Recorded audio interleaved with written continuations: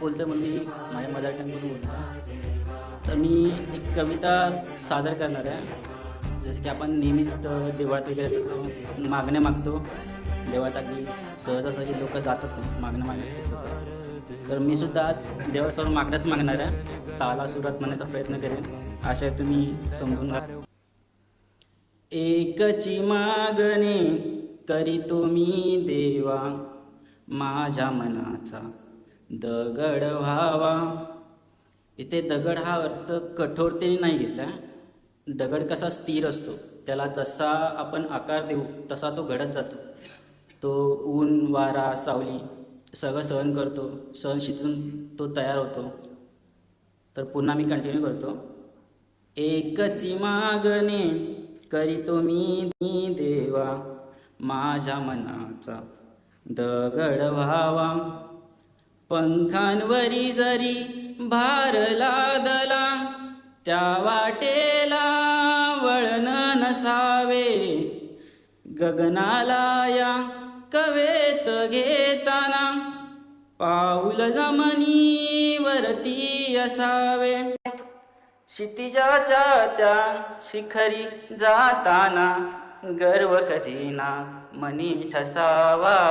हेची मागणे करीतो मी देवा, माझ्या मनात दगड व्हावा.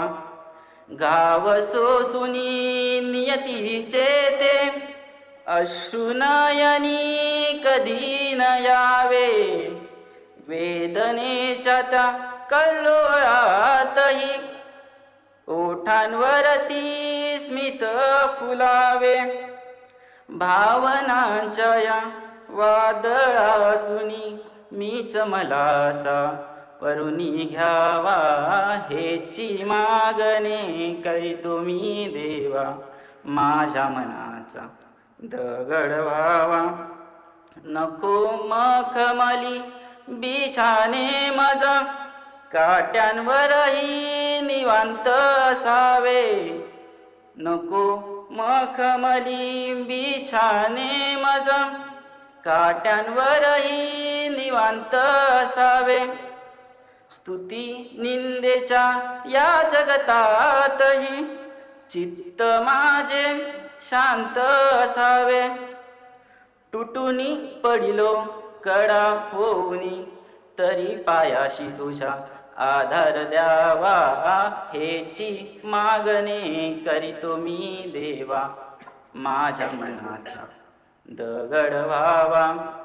हेची मागणे करीतो मी देवा, माझ्या मनाचा दगड व्हावा. थँक्यू.